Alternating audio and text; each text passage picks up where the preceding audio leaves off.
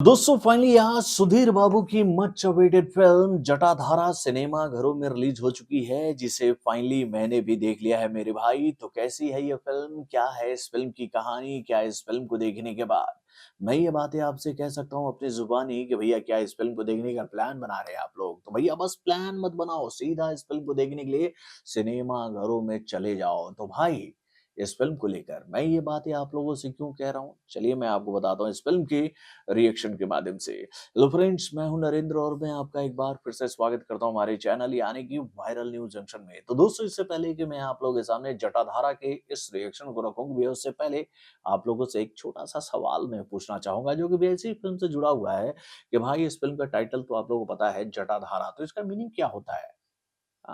बिल्कुल सही सोच रहे हो आप लोग। यानी कि भाई जटाधारी, और जटाधारी किसको कहा जाता है? तो भाई देवों के देव महादेव यानी कि भैया भगवान शंकर को।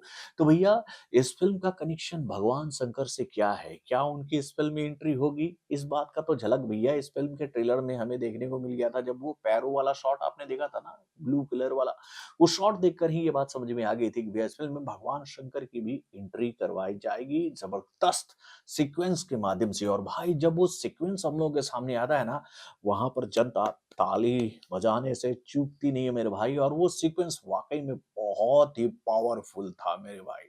और इसी सीक्वेंस को देखते हुए मैं ये बात पहले ही समझ गया था कि भैया इस फ़िल्म के माध्यम से आपको एक ऐसी कहानी देखने को मिलेगी जो कि भैया हमारे वेद पुराणों, हमारे पौराणिक कथाओं से उठाई गई है मेरे भाई।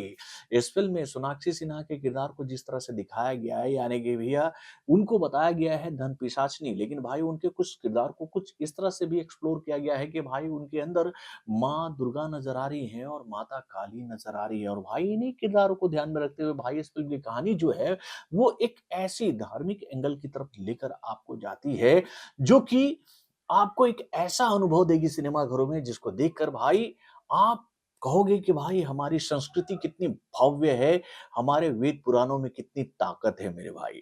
क्योंकि भैया इस फ़िल्म की कहानी को जिस तरह से हम लोगों के सामने रखा गया है, उसको देखकर तो पब्लिक ये बात कहेगी कि भैया हाँ, एक ज़माने में ऐसा हुआ करता था हमारे देश में। यानी कि भाई एक वक़्त हमारे देश में ऐसा दौर भी था कि भाई लोगों के पास ना तो कोई तिजोरी थी, ना ही गोदरेज का अलमीरा था, ना ही भाई कबाड़ था।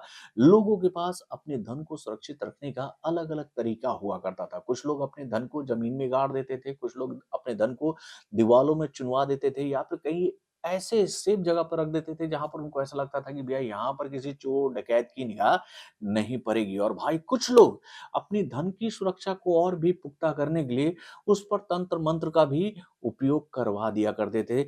और भाई यही बात इस फिल्म में बताई जा रही है कि भैया ऐसे ही धन को छुपाने के लिए भाई उस पर तंत्र मंत्र का उपयोग करके धन पिशाच को बैठाया जाता था। यानी कि भैया एक ऐसा शक्ति जो कि भाई चोरों को उसके किए की सज़ा दे दे और आपके धन की सुरक्षा करे। तो भाई ऐसे ही एक धन का कहे तो भैया कलश जो है, वो इस फ़िल्म में नज़र आ रही बॉलीवुड की एक ज़माने की बहुत ही बेहतरीन अदाकारा यानी कि भैया शिल्पा शिरोडकर के घर में भी ऐसा एक कलश पड़ा हुआ है, जिसको लेकर उनको कई सारे सपने आ रहे हैं। और सपने में कौन नज़र आ रही हैं? तो भाई सोनाक्षी सिन्हा। तो भाई जब ये सपने उनको आ रही होती हैं, तो वो काफ़ी परेशान हो जाती हैं इन सपनों से, और इससे निजात पाने के लिए वो एक तांत्रिक को अपने घर में बुलाती हैं, और वो तांत्रिक उनको बताता है कि भाई आपके घर में है तो भैया सोने का कलश पड़ा हुआ है जिसमें काफ़ी सोना रखा हुआ है।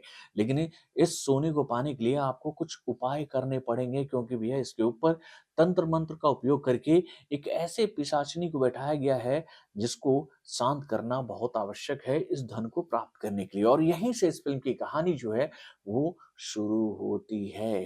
तो भाई अब वो कैसे शिल्पा शिरोडकर उस धन पिशाचिनी को शांत करेगी, ये तो समझने के लिए आपको फ़िल्म को देखने जाना पड़ेगा सिनेमाघरों में।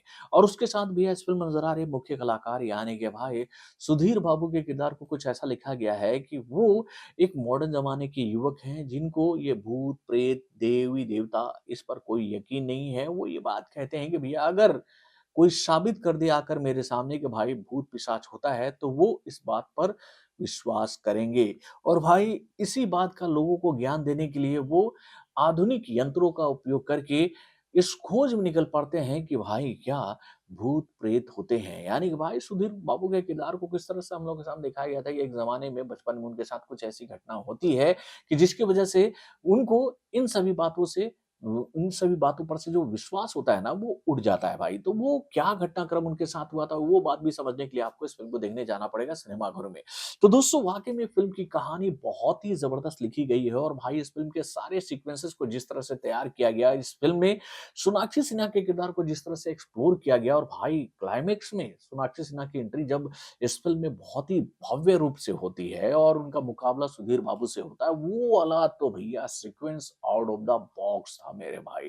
यानी कि भाई इस फ़िल्म की कहानी को बहुत ही शानदार तरीके से लिखा भी गया है, इस फ़िल्म की कहानी को बहुत ही बेहतरीन तरीके से एग्ज़ीक्यूट भी किया गया है। इस फ़िल्म का जो बीजीएम है, वो भी बहुत ही शानदार है और उसके साथ भाई इस फ़िल्म के जितने भी गाने हमें सुनने को मिले हैं, वो भी काफ़ी बेहतरीन लग रहे थे और सबसे बड़ी बात भैया इस फ़िल्म का सीजीआई और वीएफएक्स का काम इतना उम्दा है कि आप जिसको देखकर ये बात कहोगे कि भाई इस फ़िल्म को जिस लेवल पर इस फ़िल्म के डायरेक्टर दिखाना चाह रहे थे ना, वो उस लेवल को छूने में कामयाब हुए हैं। और उसके साथ भैया इस फ़िल्म में नज़र आने वाली अदाकारा यानी कि भैया दिव्या खोसला का भी काम इस बार मुझे काफ़ी अच्छा लगा मेरे भाई।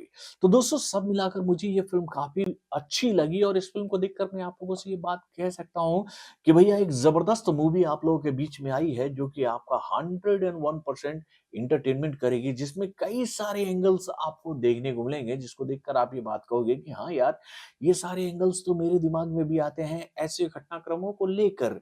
तो दोस्तों वाक़ई में फ़िल्म काफ़ी बेहतरीन बनी है।